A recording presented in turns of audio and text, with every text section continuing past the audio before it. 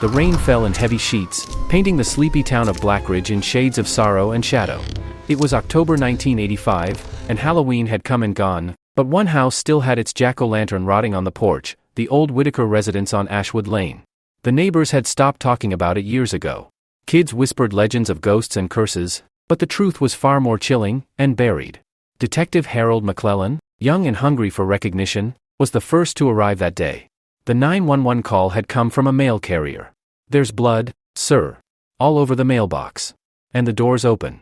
Harold had seen strange things during his 3 years in Blackridge, but nothing prepared him for what lay beyond that splintered wooden door. The house reeked of something metallic and sour. The air inside was damp, windows fogged from the rain and rot. On the hardwood floor, streaks of crimson stretched from the entryway into the living room, then disappeared into a hallway cloaked in darkness. Flashlight trembling slightly, Harold stepped inside. A creak on the staircase made his pulse spike. "Blackridge PD," he called out. No answer. He found her in the upstairs bedroom, Evelyn Whitaker, 43 years old. Her body was staged, lying atop the bed like a porcelain doll, arms folded neatly, a single white rose between her fingers. Her eyes were open, glazed, frozen in terror. The wallpaper was stained with symbols drawn in what appeared to be her blood, a circle with a triangle inside it, repeated over and over. There were no signs of forced entry. No weapon. No fingerprints. No neighbors heard a thing. The crime scene was pristine, too pristine. Harold noted the clock on the wall had stopped at 3:13 a.m. The forensic team would later report that Evelyn died between 3 and 4 a.m. A single VHS tape was found beside the TV. It contained only static. No sign of her husband. No known enemies. No clear motive. The file was thick with notes, but light on answers. By 1987, the case had gone cold. Harold was promoted and eventually transferred. But he never forgot Evelyn's frozen stare, or the message scratched into the underside of her bed frame, "He's not done yet." November 3, 1985, the morning after Evelyn Whitaker's body was discovered, the police issued a statewide alert for her husband, Benjamin Whitaker, 45 years old. No signs of struggle in his room, no fingerprints on the doorknob, no indication he ever left a note or packed a bag. His car remained parked out back, keys still in the ignition. The only clue was a single muddy boot print on the carpet, and it didn't match his size. Detective Harold McClellan reviewed the couple's history. Benjamin, a quiet mechanical engineer, was well liked in town. No prior offenses, no history of abuse. Friends described their marriage as normal, even loving. But neighbors had their doubts. Mrs. Cartwright, who lived 2 doors down, told police she'd heard screaming several times over the last month. It wasn't angry. It was afraid, she whispered. But no one ever called the police. Harold scoured Benjamin's office, shelves of engineering books, blueprints, and a locked drawer containing a small black notebook. It was filled with sketches of the same triangular symbol found in blood on the bedroom walls. Pages were torn out near the end. One page simply read, "They wait in silence." The investigation hit a wall. Forensics confirmed Evelyn had been dead for hours before the mail carrier found her, but Benjamin's trail vanished without a trace. Blood tests showed none of Evelyn's DNA in Benjamin's room, or on the doorknob, or the hallway leading upstairs. It was like he'd been erased. Then came the disturbing twist. A week later, 2 hunters 30 miles outside Blackridge discovered a burned-out shack deep in the woods. Inside were remnants of charred photographs, bones later identified as animal, and one bizarre artifact, a mirror with no reflection. Police brought it back for analysis, but it shattered overnight, inexplicably, without being touched. The media frenzy faded. No new leads came in. Harold sat in his office late at night, staring at the evidence board. He'd connected red yarn between Evelyn's body, the missing Benjamin, the VHS tape, and now the shack in the woods, but they didn't form a pattern. It was chaos masquerading as method. Eventually, the department declared Benjamin a suspect, and then a fugitive. But Harold never believed he killed his wife. Something didn't fit. It was as though someone else was orchestrating it all, moving pieces that Harold couldn't see. He closed the case file and muttered to himself, "This isn't over. Not even close." October 12, 2025, exactly 40 years after the murder of Evelyn Whitaker, Blackridge had changed, new buildings, new faces, and faded memories. The Whitaker house, long abandoned, stood empty, slowly collapsing under time's weight.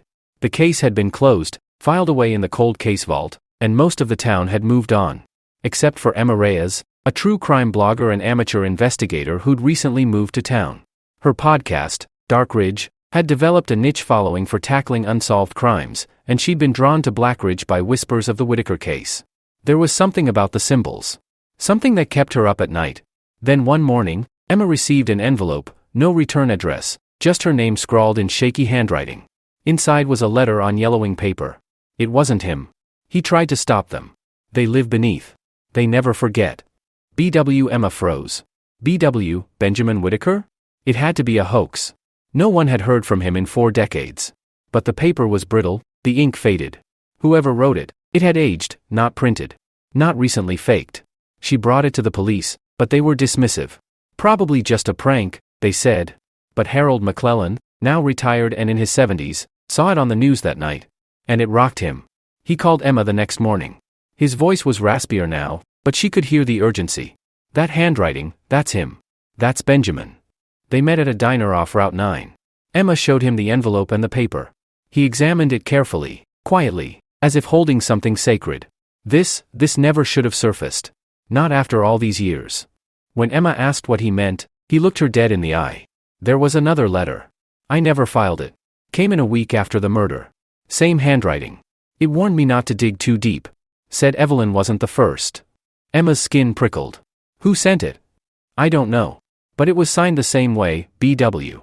They returned to the Whitaker house together that afternoon, sneaking past a broken fence and thick ivy. Inside, the air was stale and heavy, but one thing hadn't changed, the symbols. They were still there, faintly etched into the wallpaper, as if time refused to erase them. Then Emma's phone buzzed, an anonymous number, no caller ID. She answered, but only static greeted her. Then a faint voice whispered, "Stop digging." She dropped the phone. Harold looked around, suddenly alert. They know. The air inside the Whitaker house was stifling, thick with mold and age. Dust drifted like snowflakes through beams of fading afternoon light. Emma and Harold stood motionless in the old living room, the faded wallpaper symbols flickering in the light like something alive. Emma pulled out her recorder, whispering into the mic, October 12, 2025, I'm here with Harold McClellan. We're inside the Whitaker home. And something doesn't feel right. Harold's eyes wandered the room, stopping at the floor beneath the old sofa. Back in '85, we scanned the place, but never beneath the floor. We assumed wrong. Emma helped him move the heavy furniture, revealing a warped section of hardwood planks. One board was loose. Harold pried it open with a crowbar. The smell hit first, like rust and wet stone. Then came the noise, a clink, like something metallic being disturbed. They uncovered a crawlspace. Emma dropped to her knees, flashlight in hand, and peered down. Beneath the floor was a shallow pit lined with crumbling concrete. Inside were bones. Not just animal, human. Several sets. And at the center lay a rusted tin box. They brought the box up carefully and opened it on the floor. Inside were photos, black and white, curled at the edges, depicting people Emma didn't recognize. All of them posed in front of the Whitaker house, dating as far back as 1932. One image showed a group of 5 children standing beside a man with his face scratched out. Behind them, etched into the siding of the house, was the same triangular symbol, faint, but unmistakable. A folded note fell from the lid. It was fragile, nearly tearing as Emma unfolded it. The message read, the town agreed. Every 40 years. A debt must be paid. She was the last. He defied the order. So they took him below. Harold stepped back, breath catching in his throat. This isn't just a murder. This is a ritual. Emma stared at him. Every 40 years? That means, next one's due. Now. Suddenly, a sharp thud echoed through the house. Then another, like footsteps above. But there was no second floor. Emma grabbed her phone, hands shaking. We need to leave. The sun had long set by the time Emma and Harold escaped the Whitaker house. Emma's legs ached from running. Harold leaned against the hood of her car, breathing heavily, eyes fixed on the darkened windows behind them. No one followed. But the whispering hadn't stopped. Even out in the open air, the voices still clung to the edges of their thoughts like a veil. Back in town, Emma did what she always did when terrified, she researched. Sitting in her apartment, surrounded by stacks of books, news archives, and scanned property records, she pieced together a horrifying truth. Every 40 years, like clockwork, someone vanished or was killed in Blackridge. The pattern stretched back a century. In 1905, a girl named Lillian Wade was found drowned in her own well. In 1945, a pastor was found hanging in his church steeple, eyes gouged out. Then Evelyn in 1985. All with the same symbol near the body or location. Emma's discovery grew darker still. The town council from the 1930s had voted on a secret zoning change for the land beneath the Whitaker home. It had been a burial site, long before settlers came. The document used a phrase Emma couldn't believe had been preserved on paper: "The ones beneath shall be appeased through sacrifice, lest they rise and claim what was theirs." Harold was silent for a long time after reading it. Then he whispered, "They knew. They all knew." Emma turned to him. "Do you think Benjamin found this?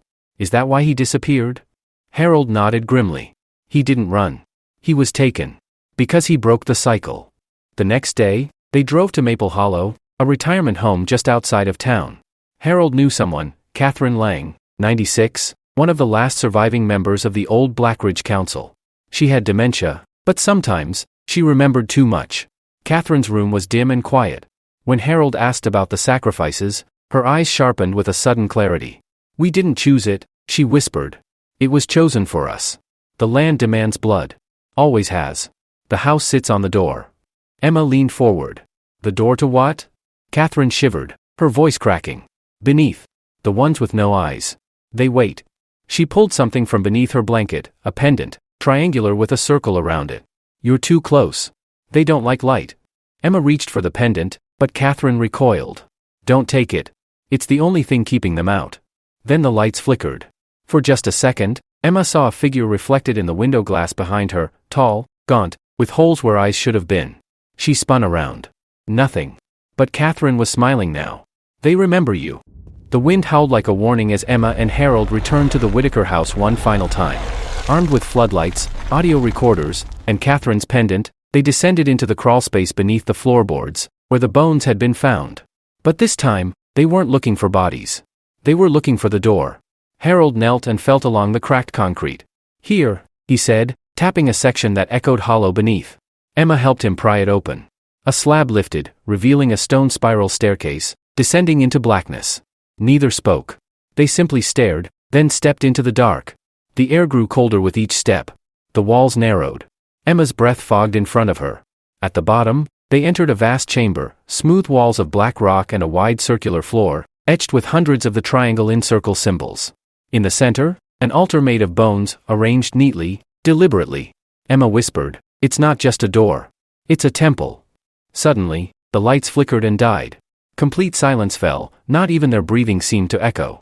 Then came the voices, thousands of them, murmuring in languages not spoken by human tongues. Shapes slithered at the edges of their vision. They weren't alone. A figure emerged from the shadows. Benjamin Whitaker. He looked unchanged, same flannel shirt, same vacant stare. But his eyes were gone, replaced by voids that seemed to pull the light into them. Harold stepped forward. "Benjamin, is it you?" Benjamin didn't speak. But from his mouth, the voices came, layered, ancient, inhuman. The pact was broken. The debt unpaid. The door now opens. The ground trembled. Cracks split the altar. The walls groaned. Emma grabbed the pendant and held it high. The symbol glowed faintly, casting back the shadows. Benjamin flinched. The voices shrieked. The chamber shook violently. Harold shouted, "Run!" They sprinted up the spiral staircase as the cavern collapsed behind them. The shrieking grew louder, almost unbearable. Just before they reached the top, a hand shot from the shadows, gnarled, inhuman. Emma turned and slammed the pendant into the creature's grasp. It howled and vanished in a burst of smoke. They burst out into the daylight. The Whitaker house cracked and collapsed into itself, swallowed whole by the earth, leaving nothing but dust. Days later, authorities claimed it was a sinkhole. The official report called it structural failure. But Emma and Harold knew the truth. They had found the door. And they had closed it. For now. But the final words in Benjamin's voice still echoed in Emma's dreams.